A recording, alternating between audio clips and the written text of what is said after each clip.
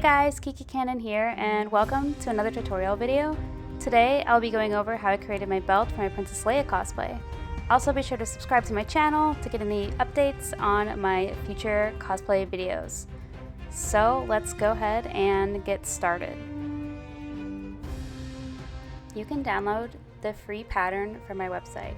Head over to kikikannon.com, go to the shop tab, and down to patterns.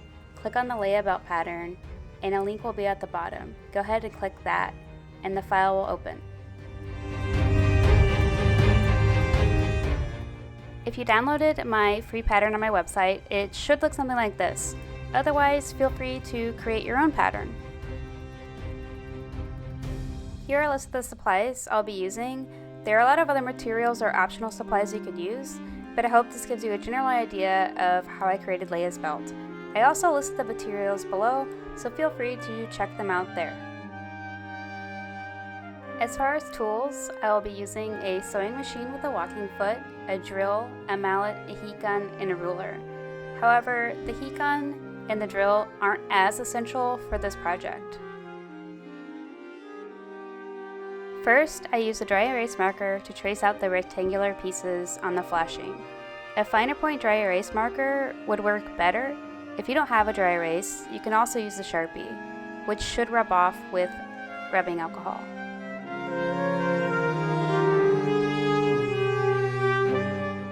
Next, I cut out the pieces with a nice pair of sharp scissors. Just make sure you don't use your fabric scissors. You can just use scissors to cut out everything if you don't own any snips. I found it difficult to get really clean cuts with the snips, so I ended up using my scissors to get the more precise cuts anyways.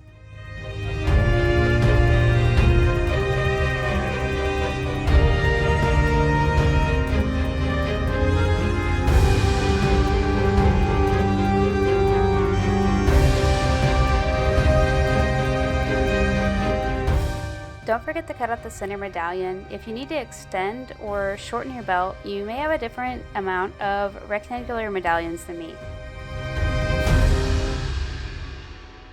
Now it's time to find the center of all the pieces.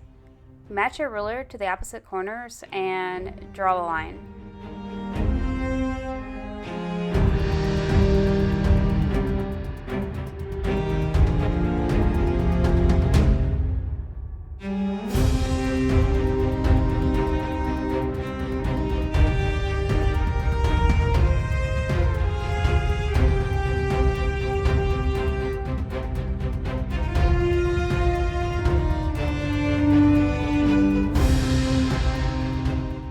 Took me a few tries to find the center on the middle piece. Just try to get it to look as close to the center as possible.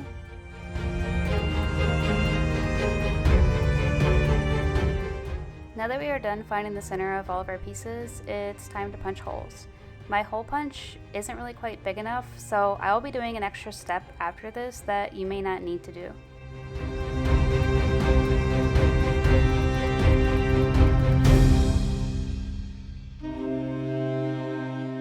I used a drill bit to make the size bigger of the hole size that I needed. Having a pre-made hole made it easy to drill and clean up the edges nicely so it was flat.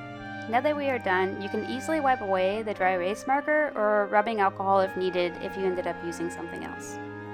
I'm going to be using a ball friction pen as my mark making tool for this whole project. It erases with heat, and it's one of my favorite tools I have in my studio.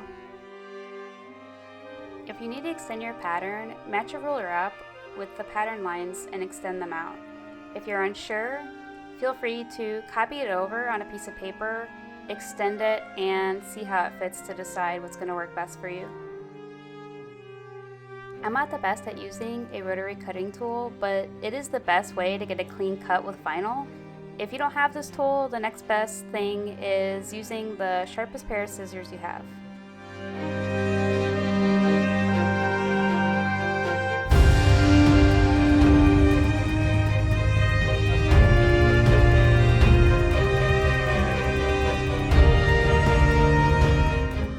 Slowly and carefully try to cut as clean as possible. If one piece ends up looking better than the other, go ahead and make that one your top layer.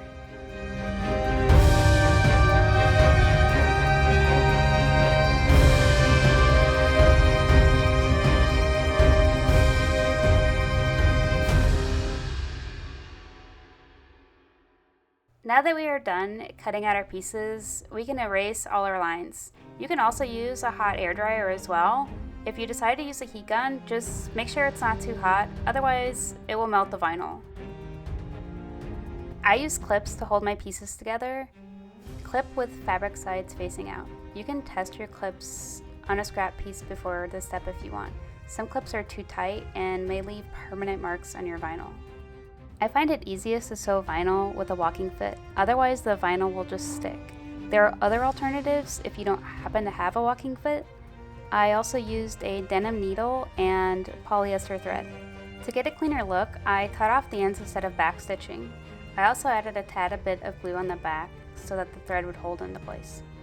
After you're done sewing, if your two pieces don't line up perfectly, you can cut out the excess of the back piece to make it look cleaner with a small pair of scissors.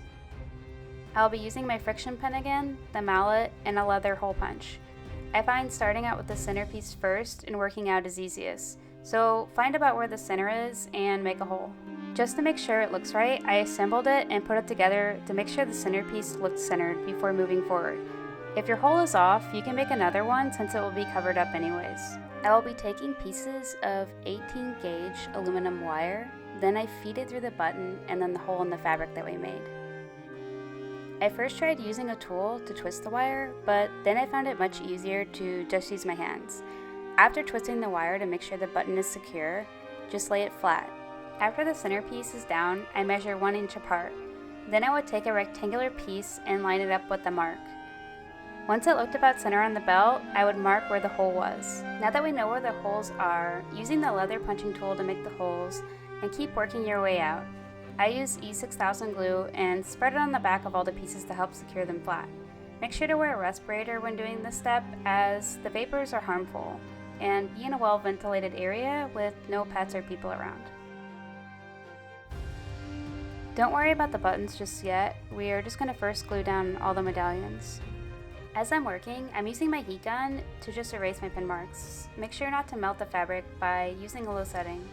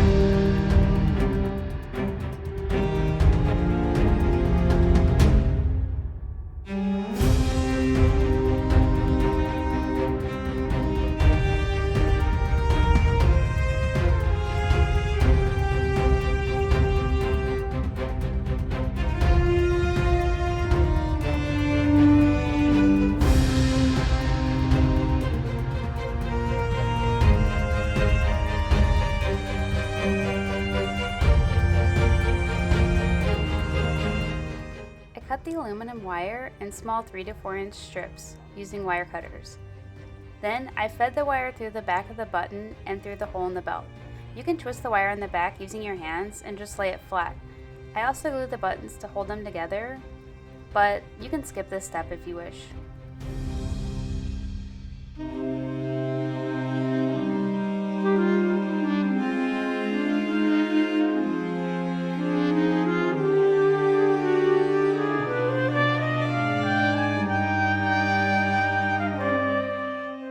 Now that we are all done with this part, you can cut out small strips of foam and glue them over the wire to prevent any snagging on your costume. Now we finally made it to the last step, adding in the snaps. I wanted to match up my belt about 1 inch apart like the other medallions. I decided to use heavy-duty snaps. I was able to find silver ones that matched well. I would have preferred white, but this will work fine. I can always paint them later. Make sure your marks are even with a ruler. I am punching a hole where I marked on the vinyl like I did before when placing the medallions. You could also use interfacing as reinforcement if you feel like you need to. If the holes aren't big enough, you can take an X-Acto knife and make a small X over the hole to fit on your snaps. I bought my snaps at a fabric store. and the snap kit already came with the tools needed to install the snaps. Aside from that, all I needed was my mallet. After getting in the first set of snaps, I placed the side with the snaps over the other side to see where I wanted them to fall and marked the other side.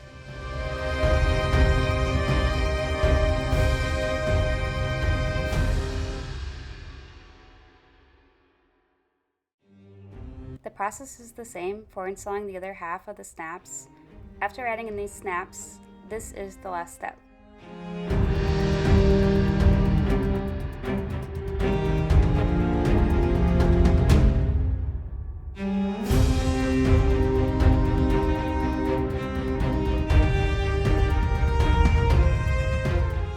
Yay, and now we are finally done, and these heavy-duty snaps worked out great.